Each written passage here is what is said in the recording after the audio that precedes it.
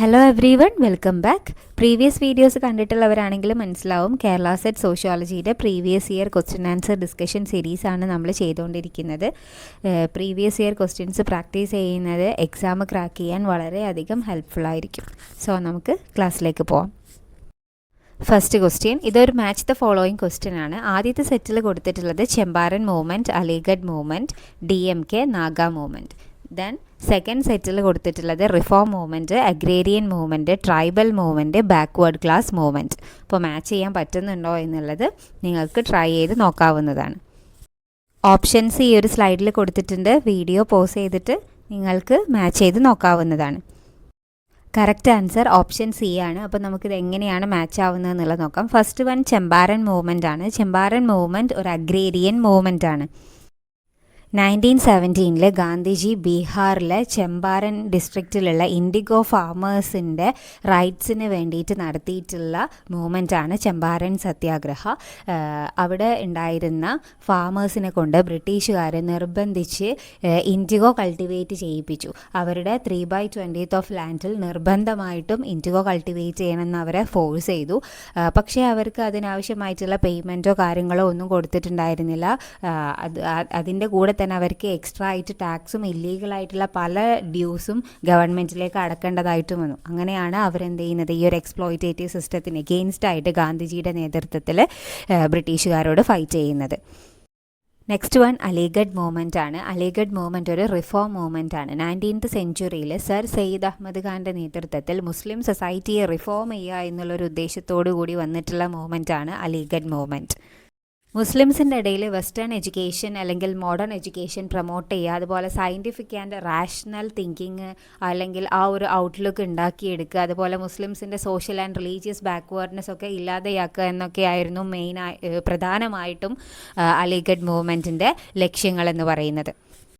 Then DMK അല്ലെങ്കിൽ ദ്രാവിഡ മുന്നേറ്റ Kazhagam Tamil Nadu base ചെയ്തുകൊണ്ടുള്ള ഒരു ബാക്ക്വേർഡ് ക്ലാസ് മൂവ്മെൻ്റ് ആണ്. നോർത്ത് ഈസ്റ്റ് ഇന്ത്യയിൽ നടന്നിട്ടുള്ള ഒരു ട്രൈബൽ മൂവ്മെൻ്റ് ആണ് നാഗ മൂവ്മെൻറ്റ്. അതായത് നാഗ ട്രൈബ്സ് അവരുടെ കൾച്ചറും അവരുടെ ലാംഗ്വേജും അവരുടെ ട്രഡീഷൻസൊക്കെ പ്രിസർവ് ചെയ്യാൻ അവർക്ക് ഇന്ത്യയിൽ നിന്ന് സെപ്പറേറ്റ് ആയിട്ടുള്ള അവരുടേതായിട്ടുള്ളൊരു ഓട്ടോണോമി വേണം എന്ന് പറഞ്ഞുകൊണ്ട് അവർ ലീഡ് ചെയ്തിട്ടുള്ള ഒരു മൂവ്മെൻ്റ് ആണ് നാഗ മൂവ്മെൻറ്റ്. നെക്സ്റ്റ് ക്വസ്റ്റ്യൻ, ഇതും ഒരു മാച്ച് ദ ഫോളോയിങ് ക്വസ്റ്റ്യൻ ആണ്. Article 17, article 46, article 15, article 338. ഇത്തരത്തിൽ കോൺസ്റ്റിറ്റ്യൂഷനുമായിട്ട് ബന്ധപ്പെട്ടിട്ടുള്ള അല്ലെങ്കിൽ കോൺസ്റ്റിറ്റ്യൂഷൻ റിലേറ്റഡ് ആയിട്ടുള്ള ആർട്ടിക്കിൾസുമായിട്ട് ബന്ധപ്പെട്ടിട്ടുള്ള ക്വസ്റ്റ്യൻസ് കേരള സെറ്റ് പേപ്പറിൽ നമ്മൾ ചോദിച്ച് കാണാറുണ്ട്. സോ ആർട്ടിക്കിൾസ് വളരെ ഇമ്പോർട്ടൻ്റ് ആണ്. ദെൻ അടുത്ത സെറ്റിൽ കൊടുത്തിട്ടുള്ളത് prohibiting discrimination, abolishing untouchability, appointing national commission for SC/ST, promoting economic and educational interest of weaker sections.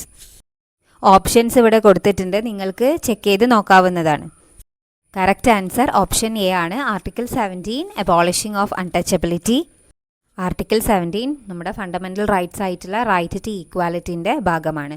Then article 46 DPSP അല്ലെങ്കിൽ ഡിറക്റ്റീവ് പ്രിൻസിപ്പിൾസ് ഓഫ് സ്റ്റേറ്റ് പോളിസിയുടെ ഭാഗമാണ്. അതായത് വീക്കർ സെക്ഷൻ്റെ എഡ്യൂക്കേഷണൽ ആൻഡ് എക്കണോമിക് ഇൻട്രസ്റ്റിനെ പ്രൊമോട്ട് ചെയ്യുക, അതായത് എസ്പെഷ്യലി SC/ST വിഭാഗത്തിൽപ്പെട്ട ആളുകളുടെ economic and educational interest protect ചെയ്യുക എന്നുള്ളതാണ് ആർട്ടിക്കിൾ 46 പറയുന്നത്.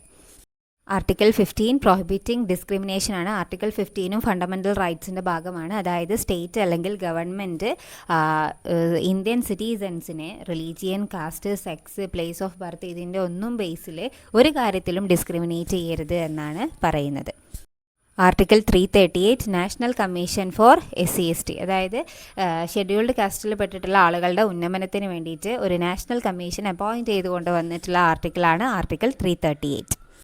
Next question, the terms of reference of Mandal commission include. Mandal കമ്മീഷൻ്റെ മെയിൻ ഒബ്ജക്റ്റീവ്സ് എന്തൊക്കെയായിരുന്നു എന്നുള്ളതാണ് ക്വസ്റ്റ്യൻ. ഓപ്ഷൻസ് കൊടുത്തിട്ടുണ്ട്. Determination of criteria for defining backward classes, steps for the advancement of backward classes, reservation in appointments for backward classes, all of the above. Correct answer option D ആണ്. 1979 government backward ക്ലാസ്സസിൻ്റെ ഇംപ്രൂവ്മെൻറ്റിന് വേണ്ടിയിട്ട് അവരെക്കുറിച്ച് പഠിക്കാൻ വേണ്ടിയിട്ട് അവരുടെ കണ്ടീഷൻസിനൊക്കെ കുറിച്ച് പഠിക്കാൻ വേണ്ടിയിട്ട് അപ്പോയിൻറ്റ് ചെയ്തിട്ടുള്ള കമ്മീഷനാണ് മണ്ഡൽ കമ്മീഷൻ. ദെൻ അവരുടെ മണ്ഡൽ കമ്മീഷൻ്റെ ഒബ്ജക്റ്റീവ്സ് നമുക്ക് നോക്കുകയാണെങ്കിൽ first one identify backward classes, അതായത് ഇന്ത്യയിൽ ബാക്ക്വേർഡ് ആയിട്ട് നിൽക്കുന്ന ഗ്രൂപ്പ്സ് ഏതൊക്കെയാണെന്നുള്ളത് ഐഡൻറ്റിഫൈ ചെയ്യുക, അവരുടെ പ്രോബ്ലംസ് എന്താണ് എന്നുള്ളത് എക്സാമിൻ ചെയ്യുക. അതോടൊപ്പം തന്നെ ഈ ഒരു ഗ്രൂപ്പിന് ഈ പറയുന്ന ബാക്ക്വേർഡ് ക്ലാസ്സിൻ്റെ കാറ്റഗറിയിൽ ഉൾപ്പെടുത്താനുള്ള ക്രൈറ്റീരിയ എന്തൊക്കെയാണ് എന്നുള്ളത് കണ്ടെത്തുക. ഇതൊക്കെയായിരുന്നു അവരുടെ ഫസ്റ്റ് ഒബ്ജക്റ്റീവ് എന്ന് പറയുന്നത്. Then second one suggest measures for their advancement, അതായത് ബാക്ക്വേർഡ് ക്ലാസ്സസിൻ്റെ വെൽഫെയറിന് വേണ്ടിയിട്ട് എന്തൊക്കെ ചെയ്യാൻ പറ്റും എന്നുള്ള കാര്യങ്ങൾ എന്ത് ചെയ്യുക, ഗവൺമെൻറ്റിന് സജഷനായിട്ട് അല്ലെങ്കിൽ റെക്കമെൻഡേഷൻസ് ആയിട്ട് കൊടുക്കുക. Then third one recommend reservation in jobs, government ജോബ്സിലും എഡ്യൂക്കേഷണൽ ഇൻസ്റ്റിറ്റ്യൂഷൻസിലൊക്കെ OBCസിന്, അതായത് അതർ ബാക്ക്വേർഡ് ക്ലാസ്സസിന് 27% ഓഫ് റിസർവേഷൻ കൊടുക്കണമെന്നും മണ്ഡൽ കമ്മീഷൻ പറയുന്നുണ്ട്. Next question, disadvantages of questionnaire method. ക്വസ്റ്റ്യനെയറിൻ്റെ ഡിസഡ്വാൻറ്റേജസ് ഏതൊക്കെയാണ് എന്നുള്ളതാണ് question. Only literate respondents can answer, inflexible after sending, low response rate or incomplete answers can be administered remotely. Options ഇവിടെ കൊടുത്തിട്ടുണ്ട്, നിങ്ങൾക്ക് check ചെയ്ത് നോക്കാവുന്നതാണ്. കറക്റ്റ് ആൻസർ ഓപ്ഷൻ സി ആണ്, അതായത് ആദ്യത്തെ 3 സ്റ്റേറ്റ്മെൻ്റ് ആണ് കറക്റ്റ് ആയിട്ടുള്ളത്. അതായത് ആദ്യത്തെ 3 സ്റ്റേറ്റ്മെൻ്റ് ആണ് ക്വസ്റ്റ്യനെയറിൻ്റെ ഡിസഡ്വാൻറ്റേജസ് പറയുന്നത്. ആദ്യത്തെ സ്റ്റേറ്റ്മെൻറ്റ് പറയുന്നത് only literate people can answer the questionnaire, അതായത് എഴുതാനും വായിക്കാനും അറിയാവുന്ന ആളുകൾക്ക് മാത്രമേ ക്വസ്റ്റ്യനെയർ ഫില്ല് ചെയ്യാൻ സാധിക്കുള്ളൂ. കാരണം എന്താണ്, അത് എഴുത്തും വായനയും അറിയാത്ത ആളുകൾക്ക് അതിലുള്ളത് എന്താണെന്ന് വായിച്ച് മനസ്സിലാക്കി അതിന് ആൻസർ ചെയ്യാൻ സാധിക്കില്ല. സോ അത് ക്വസ്റ്റ്യനെയറിൻ്റെ ഒരു ഡിസഡ്വാൻറ്റേജ് ആണ്. അതുപോലെ സെക്കൻഡ് സ്റ്റേറ്റ്മെൻറ്റ് പറയുന്നത് questionnaire is inflexible after sending, അതായത് ക്വസ്റ്റ്യനെയർ നമ്മൾ ആളുകൾക്ക് ഡിസ്ട്രിബ്യൂട്ട് ചെയ്ത് കഴിഞ്ഞാൽ പിന്നെ അതൊരിക്കലും നമുക്ക് മോഡിഫൈ ചെയ്യാനോ അതിൽ എഡിറ്റിംഗ് നടത്താനോ ഒന്നിനും സാധിക്കില്ല. അതും ക്വസ്റ്റ്യനെയറിൻ്റെ ഡിസഡ്വാൻറ്റേജ് ആണ്. അതുപോലെ തന്നെ next one low response rate or incomplete answers, നമ്മൾ ഈ ക്വസ്റ്റ്യനെയർ റെസ്പോണ്ടൻസിന് ഡിസ്ട്രിബ്യൂട്ട് ചെയ്ത് കഴിഞ്ഞാൽ എല്ലാവരും അത് കറക്റ്റ് ഫില്ല് ചെയ്ത് തിരിച്ച് തരണമെന്നില്ല.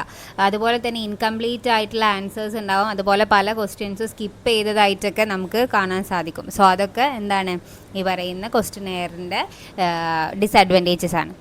ലാസ്റ്റ് സ്റ്റേറ്റ്മെൻറ്റ് പറയുന്നത് questionnaire can be administered remotely, അതായത് നമ്മൾ ഫേസ് ടു ഫേസ് കാണാതെ നമുക്ക് എന്ത് ചെയ്യാൻ പറ്റും, ഈ ക്വസ്റ്റ്യനെയർ ഡിസ്ട്രിബ്യൂട്ട് ചെയ്യാൻ പറ്റും. അതായത് വാട്സപ്പ് വഴിയോ ഇമെയിൽ വഴിയോ അല്ലെങ്കിൽ മറ്റുള്ള മെസ്സേജിങ് ആപ്സ് വഴിയോ ഒക്കെ നമുക്ക് എന്ത് ചെയ്യാം, റെസ്പോണ്ടൻസിന് ഈ ഒരു ക്വസ്റ്റ്യനെയർ സെൻഡ് ചെയ്ത് കൊടുക്കാം. അപ്പോൾ അതെന്താണ് ക്വസ്റ്റ്യനെയറിൻ്റെ അഡ്വാൻറ്റേജ് ആണ്, അത് ഡിസഡ്വാൻറ്റേജിൽ ഉൾപ്പെടുന്നില്ല. സോ ആദ്യത്തെ 3 സ്റ്റേറ്റ്മെൻ്റ് ആണ് ആൻസർ ആയിട്ട് വരുന്നത്. നെക്സ്റ്റ് ക്വസ്റ്റ്യൻ, ഇതും ഒരു മാച്ച് ദ ഫോളോയിങ് ക്വസ്റ്റ്യൻ ആണ്. ആദ്യത്തെ സെറ്റിൽ കുറച്ച് തിങ്കേഴ്സിൻ്റെ പേര് കൊടുത്തിട്ടുണ്ട്. ദെൻ അടുത്ത സെറ്റിൽ അവരുമായിട്ട് ബന്ധപ്പെട്ടിട്ടുള്ള തിയറീസും കൊടുത്തിട്ടുണ്ട്. ആദ്യത്തെ സെറ്റിൽ പറയുന്നത് Habermas, Louis Althusser, Foucault, Derrida. Then second സെറ്റിൽ പറയുന്നത് deconstruction, discourse, ISA, ideological state apparatus and communicative action. Options ഇവിടെ കൊടുത്തിട്ടുണ്ട്, നിങ്ങൾക്ക് ചെക്ക് ചെയ്ത് നോക്കാം. കറക്റ്റ് ആൻസർ ഓപ്ഷൻ ഡി ആണ്. ഇവിടെ എങ്ങനെയാണ് മാച്ച് ആവുന്നത് എന്നുള്ളത് നമുക്ക് നോക്കാം. ഫസ്റ്റ് വൺ ഹെബർമാസിൻ്റെ തിയറിയാണ് കമ്മ്യൂണിക്കേറ്റീവ് ആക്ഷൻ. കമ്മ്യൂണിക്കേറ്റീവ് ആക്ഷൻ എന്ന് പറയുമ്പോൾ 2 ഇൻഡിവിജ്വൽസ് തമ്മിലുള്ള അല്ലെങ്കിൽ ഇൻഡിവിജ്വൽസ് തമ്മിലുള്ള മ്യൂച്വൽ അണ്ടർസ്റ്റാൻഡിങ്ങിലുള്ള ഒരു ഡയലോഗ്സ് അല്ലെങ്കിൽ മ്യൂച്വൽ കൺസെൻസിലുള്ള ഒരു കമ്മ്യൂണിക്കേഷൻ, അതിനെയാണ് കമ്മ്യൂണിക്കേറ്റീവ് ആക്ഷൻ എന്ന് പറയുന്നത്. സോ അദ്ദേഹം 2 ടൈപ്പ് ആക്ഷൻ അവിടെ ഡിസ്റ്റിങ്വിഷ് ചെയ്തിട്ടുണ്ട്. ഫസ്റ്റ് വൺ ഇൻസ്ട്രുമെൻ്റൽ ആക്ഷനാണ്, അതായത് ഗോൾ ഓറിയൻറ്റഡ് ആയിട്ടുള്ള നമ്മുടെ സെൽഫ് ഇൻട്രസ്റ്റിൻ്റെ ബേസിലുള്ള ആക്ഷൻ. അതിന് എക്സാമ്പിളാണ് നമ്മൾ ആളുകൾ സാധനങ്ങൾ വാങ്ങിക്കാൻ വേണ്ടിയിട്ട് ഫാൾസ് ആയിട്ടുള്ള അഡ്വർടൈസ്മെൻറ്റ്സ് ഒക്കെ കൊടുക്കുന്നത്. സെക്കൻഡ് വൺ ആണ് കമ്മ്യൂണിക്കേറ്റീവ് ആക്ഷൻ, അതായത് ആളുകൾ പരസ്പരം ഹോണസ്റ്റിയോടും ട്രൂത്ത്ഫുൾനെസ്സോടും ഒക്കെ കൂടി ഒരു മ്യൂച്വൽ അഗ്രിമെൻറ്റിൽ അങ്ങോട്ടും ഇങ്ങോട്ടും ഒപ്പീനിയൻസ് ഷെയർ ചെയ്തുകൊണ്ട് നടത്തുന്ന ഇൻട്രാക്ഷൻ അല്ലെങ്കിൽ കമ്മ്യൂണിക്കേഷൻ, അതിനെയാണ് കമ്മ്യൂണിക്കേറ്റീവ് ആക്ഷൻ എന്ന് പറയുന്നത്. ഫോർ എക്സാമ്പിൾ, ഒരു ക്ലാസ് റൂമിൽ എന്തെങ്കിലും ഡിസ്കഷൻ നടക്കുമ്പോൾ എല്ലാവരും ഒരുമിച്ച് അവരുടെ അഭിപ്രായങ്ങളൊക്കെ പറഞ്ഞിട്ട് എന്ത് ചെയ്യുന്നത്, ആ ഒരു ഡിസ്കഷൻ കൺക്ലൂഡ് ചെയ്യുന്നത്. അതുപോലെ തന്നെ അദ്ദേഹം ഇൻട്രൊഡ്യൂസ് ചെയ്തിട്ടുള്ള മറ്റൊരു ഐഡിയയാണ് ഐഡിയൽ സ്പീച്ച് സിറ്റുവേഷൻ, അതായത് ആളുകൾക്ക് ഫ്രീ ആയിട്ട് സംസാരിക്കാനുള്ളൊരു ഓപ്പർച്യൂണിറ്റി ഉള്ള, ആരും ആരുടെ മേലും ഡോമിനേറ്റ് ചെയ്യാത്തൊരു നല്ല ആർഗ്യുമെൻറ്റ്സ്, അങ്ങോട്ടും ഇങ്ങോട്ടും നല്ല രീതിയിൽ ആർഗ്യുമെൻറ്റ്സ് നടത്താൻ പറ്റുന്ന ഒരു സിറ്റുവേഷൻ, അതിനെയാണ് ഐഡിയൽ സ്പീച്ച് സിറ്റുവേഷൻ എന്ന് പറയുന്നത്. അദ്ദേഹത്തിൻ്റെ അഭിപ്രായത്തിൽ ഈ കമ്മ്യൂണിക്കേറ്റീവ് ആക്ഷനിലൂടെയാണ് സോഷ്യൽ ഓർഡർ മെയിൻറ്റെയിൻ ചെയ്യപ്പെടുന്നത്. Next one ideological state apparatus ആണ്. ലൂയി ആൽത്തൂസർ ആണ് ഈ ഒരു കോൺസെപ്റ്റ് ഇൻട്രൊഡ്യൂസ് ചെയ്യുന്നത്. അതായത് അദ്ദേഹം പറയുന്നത് സ്റ്റേറ്റ് അല്ലെങ്കിൽ ഗവൺമെൻറ് ഫോഴ്സ് യൂസ് ചെയ്തിട്ട് മാത്രമല്ല, അതായത് പോലീസ്, ആർമി പോലെയുള്ള ഫോഴ്സസിനെ യൂസ് ചെയ്തിട്ട് മാത്രമല്ല, ഐഡിയോളജിയിലൂടെയും നമ്മളെയൊക്കെ കൺട്രോൾ ചെയ്യുന്നുണ്ട് എന്നുള്ളതാണ്. അതായത് schools, family, religion, media, legal system തുടങ്ങിയിട്ടുള്ള സോഷ്യൽ ഇൻസ്റ്റിറ്റ്യൂഷനിലൂടെ എന്ത് ചെയ്യുന്നു, ആളുകളുടെ തിങ്കിങ്ങിനെ ഷേപ്പ് ചെയ്യുകയും ഇപ്പോൾ എക്സിസ്റ്റ് ചെയ്യുന്ന സിസ്റ്റത്തിലേക്ക് നമ്മളെന്താണ് ആ ഒരു സിസ്റ്റത്തെ അക്സെപ്റ്റ് ചെയ്യാൻ നമ്മളെ പ്രേരിപ്പിക്കുകയും ചെയ്യുന്നുണ്ട്. അതായത് അവരുദ്ദേശിക്കുന്ന എന്താണോ അതിനെ അക്സെപ്റ്റ് ചെയ്യാൻ നമ്മൾ എന്ത് ചെയ്യുന്നു, പ്രേരിപ്പിക്കുകയും ചെയ്യുന്നുണ്ട്. ഫോർ എക്സാമ്പിൾ മീഡിയൻ്റെ കാര്യം എടുത്ത് നോക്കുകയാണെന്നുണ്ടെങ്കിൽ അഡ്വർടൈസ്മെൻറ്റ്സ്, അതുപോലെ മൂവീസ്, ന്യൂസ് ചാനൽസ്, ഇതിലൂടെയെല്ലാം എന്ത് ചെയ്യുന്നുണ്ട്, ഒരു ഐഡിയോളജി നമ്മളിലേക്ക് കമ്മ്യൂണിക്കേറ്റ് ചെയ്യപ്പെടുന്നുണ്ട്. അപ്പോൾ അത് നമ്മൾ എന്ത് ചെയ്യുന്നു, നമ്മൾ ആ ഒരു ഐഡിയോളജി നോർമലാണ് എന്നുള്ള രീതിയിൽ നമ്മൾ എന്ത് ചെയ്യുന്നു, ബിലീവ് ചെയ്യുകയും അത് അക്സെപ്റ്റ് ചെയ്യുകയും ചെയ്യുന്നുണ്ട് എന്നുള്ളതാണ് പറയുന്നത്. നെക്സ്റ്റ് വൺ മിഷേൽ ഫൂക്കോൻ്റെ ഡിസ്കോഴ്സ് എന്ന് പറയുന്ന കോൺസെപ്റ്റാണ്. അതായത് അദ്ദേഹം പറയുന്നത് നോളജും പവറും തമ്മിൽ എന്തുണ്ട്, ഒരു കണക്ഷൻ ഉണ്ട്. നമ്മൾ ട്രൂത്തായിട്ട് അല്ലെങ്കിൽ നമ്മൾ അക്സെപ്റ്റ് ചെയ്യുന്ന പല കാര്യങ്ങളും ഡിസൈഡ് ചെയ്യുന്നത് പവറിലിരിക്കുന്ന അല്ലെങ്കിൽ അതോറിറ്റിയിലിരിക്കുന്ന ആളുകളാണ് എന്നുള്ളതാണ്. ദെൻ അദ്ദേഹം പറയുന്നത് ഡിസ്കോഴ്സ് എന്ന് പറഞ്ഞു കഴിഞ്ഞാൽ എന്താണ് ശരി, എന്താണ് തെറ്റ്, അല്ലെങ്കിൽ എന്താണ് ഗുഡ്, എന്താണ് ബാഡ്, എന്താണ് നോർമൽ, എന്താണ് അബ്നോർമൽ എന്നൊക്കെ നമ്മൾ മനസ്സിലാക്കുന്ന ചില ഐഡിയാസ്, ചില ലാംഗ്വേജസ് അല്ലെങ്കിൽ ചില പ്രാക്ടീസസ്, ഇതിൻ്റെയൊക്കെ ഒരു സിസ്റ്റത്തെയാണ് ഡിസ്കോഴ്സ് എന്ന് പറയുന്നത്. സോ ഈ ഡിസ്കോഴ്സ് ക്രിയേറ്റ് ചെയ്യുന്നത് ഈ പറയുന്ന പവറിലിരിക്കുന്ന ആളുകളാണ്, or those in power creating dominant discourses. നമ്മൾ എന്ത് ചെയ്യുന്നു, ഈ ഡിസ്കോഴ്സസിനെയൊക്കെ അക്സെപ്റ്റ് ചെയ്യുന്നു. ഫോർ എക്സാമ്പിൾ മീഡിയ എന്ത് ചെയ്യുന്നുണ്ട്, ഇത്തരത്തിലുള്ള ഡിസ്കോഴ്സസ് ക്രിയേറ്റ് ചെയ്യുന്നുണ്ട്. നമ്മൾ കാണുന്ന ന്യൂസിനനുസരിച്ചിട്ടാണ് എന്ത് ചെയ്യുന്നത്, പബ്ലിക് ഒപ്പീനിയൻസ് ക്രിയേറ്റ് ചെയ്യപ്പെടുന്നത്. നെക്സ്റ്റ് വൺ ഡെറിഡയുടെ ഡീകൺസ്ട്രക്ഷൻ എന്ന് പറയുന്ന കോൺസെപ്റ്റാണ്. നമ്മൾ ഇന്നലെ പോസ്റ്റ് സ്ട്രക്ചറൽ തിയറി ഡിസ്കസ് ചെയ്തപ്പോൾ അതിൽ നമ്മൾ ജാക്കോസ് ഡെറിഡയെ മെൻഷൻ ചെയ്തിട്ടുണ്ടായിരുന്നു. സോ ഇവിടെ അദ്ദേഹം പറയുന്നത്, അതായത് ടെക്സ്റ്റുകൾക്ക് അല്ലെങ്കിൽ ബുക്സോ കാര്യങ്ങളോ എന്തോ ആയിക്കോട്ടെ, അതിനെന്തില്ല, ഒരു ഫിക്സ്ഡ് മീനിങ് ഇല്ല.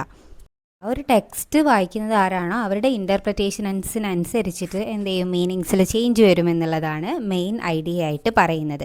ദെൻ ഡീകൺസ്ട്രക്ഷൻ എന്നുള്ളതുകൊണ്ട് ഉദ്ദേശിക്കുന്നത് ഒരു ടെക്സ്റ്റിലുള്ള ഹിഡൻ ആയിട്ടുള്ള മീനിങ്സ് മനസ്സിലാക്കാൻ വേണ്ടിയിട്ട് ആ ടെക്സ്റ്റിനെ നമ്മൾ ബ്രേക്ക് ഡൗൺ ചെയ്യുന്നതിനെയാണ് ഈ പറയുന്ന ഡീകൺസ്ട്രക്ഷൻ എന്ന് പറയുന്നത്. നമ്മൾ നേരത്തെ പറഞ്ഞ പോലെ തന്നെ ഒന്നിനും എന്തില്ല, ഫിക്സ്ഡ് ആയിട്ടുള്ള മീനിങ് ഇല്ല. അത് കൈകാര്യം ചെയ്യുന്ന ആൾ ആരാണോ അവർക്കനുസരിച്ചിട്ട് അല്ലെങ്കിൽ അവരുടെ ഇൻ്റർപ്രിറ്റേഷൻസിനനുസരിച്ചിട്ട് മീനിങ്സിൽ ചേഞ്ച് വരും. അപ്പോൾ ഒരു ടെക്സ്റ്റിനെ ബ്രേക്ക് ഡൗൺ ചെയ്തിട്ട് അതിൻ്റെ ഹിഡൻ ആയിട്ടുള്ള മീനിങ്സിനെയും കോൺട്രഡിക്ഷനെയും ഒക്കെ കണ്ടെത്തുന്നതിനെയാണ് നമ്മൾ ഡീകൺസ്ട്രക്ഷൻ എന്ന് പറയുന്നത്. ടെക്സ്റ്റ് മാത്രമല്ല, ഐഡിയാസ്, ബിലീഫ്സ് എന്തും ആയിക്കോട്ടെ, അതിനൊക്കെ ഇതേപോലെ ബ്രേക്ക് ഡൗൺ ചെയ്തുകൊണ്ട് അതിൻ്റെ ഹിഡൻ ട്രൂത്ത് കണ്ടെത്തുക എന്നുള്ളതാണ് ഇതുകൊണ്ട് ഉദ്ദേശിക്കുന്നത്. സോ നമ്മൾ കുറച്ച് ക്വസ്റ്റ്യൻ ആൻഡ് ആൻസേഴ്സ് ഡിസ്കസ് ചെയ്തു. പ്രീവിയസ് വീഡിയോസ് കാണാത്തവരുണ്ടെങ്കിൽ അതൊക്കെ പോയി കാണാം. നമ്മൾ ഈ ഒരു സീരീസ് കണ്ടിന്യൂ ചെയ്ത് പോകുന്നതായിരിക്കും. So keep watching and follow for more classes.